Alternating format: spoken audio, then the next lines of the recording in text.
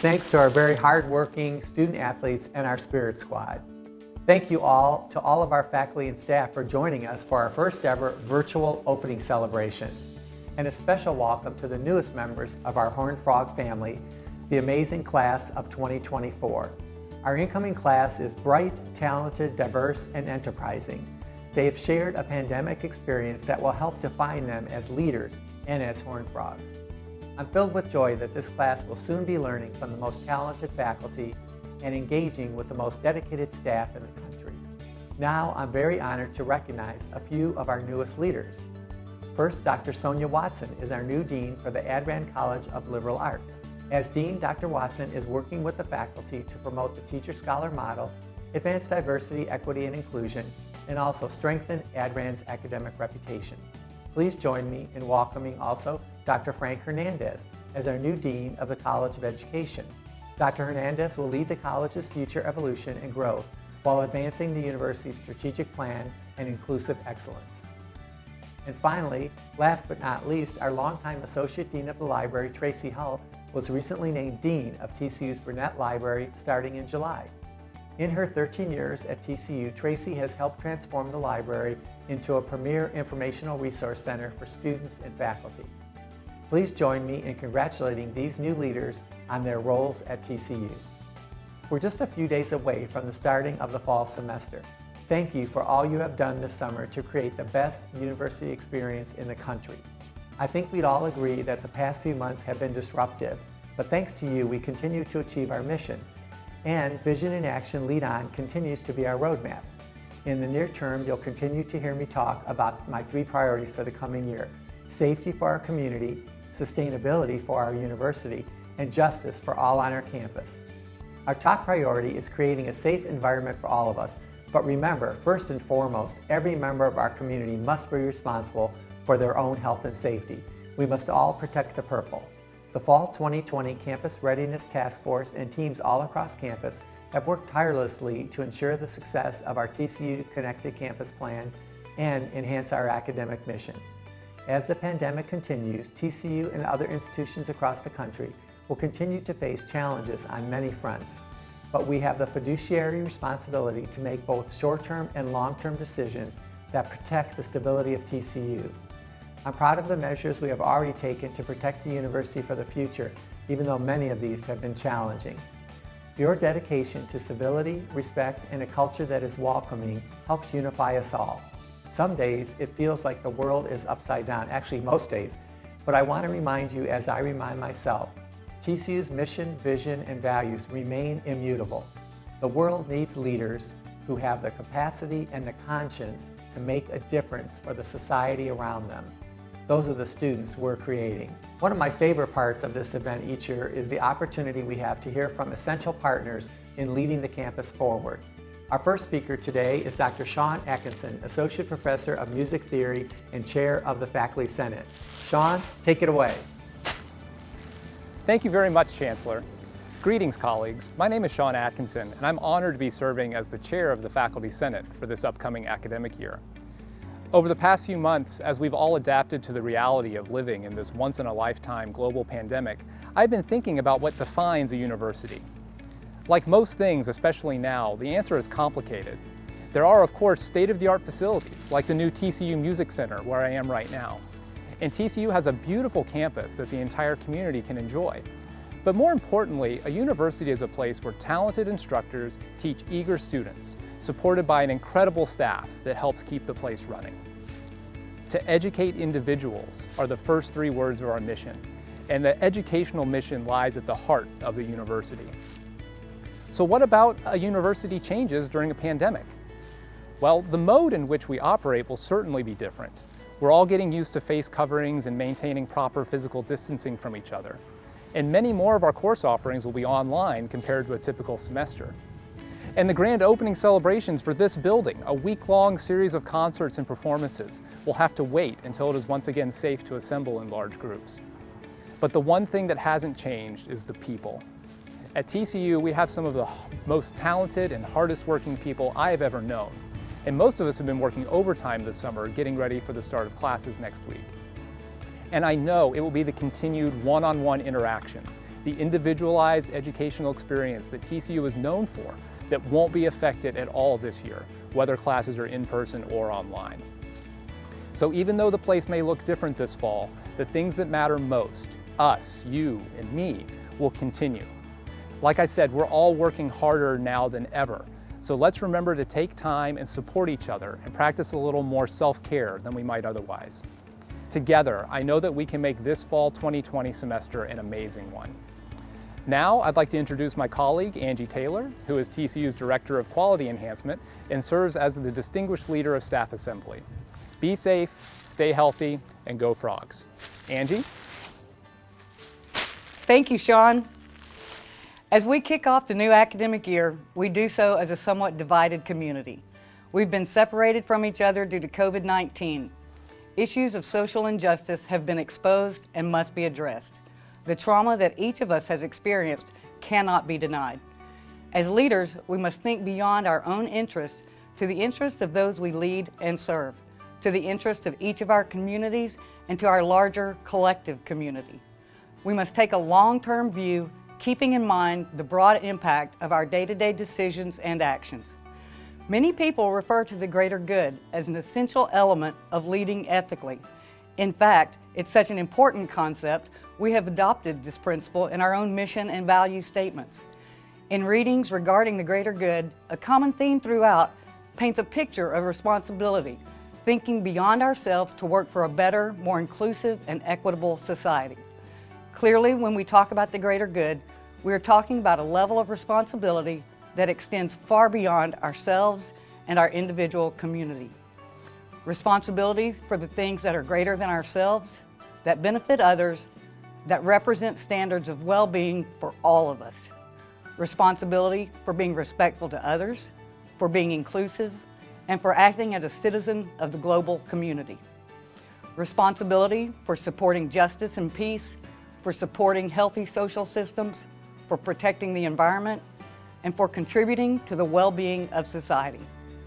When I first started at TCU, I remember sitting in the audience, somewhat similar to you now, listening to Chancellor Tucker tell stories about TCU's history, how the leadership of the university went to great lengths, sometimes at their own personal sacrifice, to weather hard times. They cared about the university by caring about and for its people. They understood that the university was more than brick and mortar, that our culture of connection was built by its people. Examples of caring for the greater good were the hallmarks of that history. It didn't take me long to realize what a special place this is. A place that is special because one of our foundational beliefs exhibited throughout our history is serving the greater good. It's for this reason that Staff Assembly has adopted this as our theme for the coming year. As we embark on our uncertain future, we embark together. COVID has forced us to rethink the way that we do just about everything. So as we start this new chapter in the history of our university, let us do so together as one Horned Frog community, remembering to serve the greater good. Thank you, and go Frogs. Now you'll hear from an exceptional young leader, TCU marketing major and interim student body president, Ryan Chancellor. Ryan, catch this. Hello everyone, my name is Ryan Chandler, and since May graduation, I've been serving as interim student body president. This role is a new concept, but I think we're all used to being flexible and adapting to change by now. SGA is holding elections for a new president and executive officers in September, so at that time there will be a new student body president. However, after this experience, I'm fully committed to continuing to work with students, faculty, staff, and administration to better our campus in these uncertain times. I really wish I could be with you all in person right now because I haven't had some frog butter in a while, but more importantly because I miss interacting with each of you. You are what makes TCU so special. I want to ask Dr. Bob Aiken to name TCU's competitive advantage in the higher education market. And without hesitation, he said, the people. The reason students and their families choose TCU is because of the world-class academics and unparalleled student experience. But once enrolled, you realize it isn't the coursework or the events that make TCU so special, it's the people behind them. As students, we are blessed to learn from and interact with professors who know us by name, and to work alongside staff members who are dedicated to providing the best facilities, activities, and events any college could provide. Each of you are what makes TCU the happiest place on earth. Just don't tell the people at Disney. And as we return to campus that we've all loved and missed dearly, I wanted to tell you thank you on behalf of the entire student body. This summer, I stayed in Fort Worth and worked closely with our faculty, staff, and administration. And that 3-month peek behind the curtain totally changed my perspective of the work required to make TCU function, especially during a global pandemic. I know many of you have worked harder than you ever have worked in your life to make this fall semester a reality. The hours of extra preparation, work, and activism you each have put in to give the students the best and safest experience possible, whether online or in person, is a debt we cannot repay. As a Horned Frog family, we've been struck by a global pandemic, faced the harsh reality of racial injustice, and have been hit by every curveball 2020 has thrown. We have been given no choice but to adapt and improve, and we have to do this together. 2020 is not over, and TCU should never stop innovating and improving. We still have a lot of work to do, but thanks to the collaboration and the hard work by each of you and our talented and intelligent student body, I know we'll prevail. It's a privilege to call TCU home. On behalf of the student body, thank you for growing us as students and as people. Thank you for keeping the student experience at the heart of all you do, and thank you for working so hard to bring our family together again this fall. Let's all have a great year. Go Frogs. Next up is Courtney Kimmel, President of the Graduate Student Senate. Thanks, Ryan. My name is Courtney Kimmel, and I'm the President of Graduate Student Senate here at TCU. GSS is newly expanded, with 5 executive members and 24 senators representing each college on campus. All summer, I've met with various members of faculty and staff, as well as the Chancellor, to discuss and ensure a safe return to campus. I'm so grateful for the hard work and man hours they've put in for a safe return. I began my journey here at TCU in the master's program, and now I'm beginning the PhD program, so I've seen both sides of the graduate student experience. Again, I'm so grateful for the dedication and passion that the faculty and staff give to TCU. I'm so excited for the new semester to begin. Chancellor, back to you. Thanks, Courtney. Now it's my pleasure to recognize the finalists for the Michael R. Ferrari Award for Distinguished University Service and Leadership. The Ferrari Award recognizes a faculty or staff member for significant leadership, like developing critical solutions, managing a key project, designing a new initiative, or improving the university or surrounding community.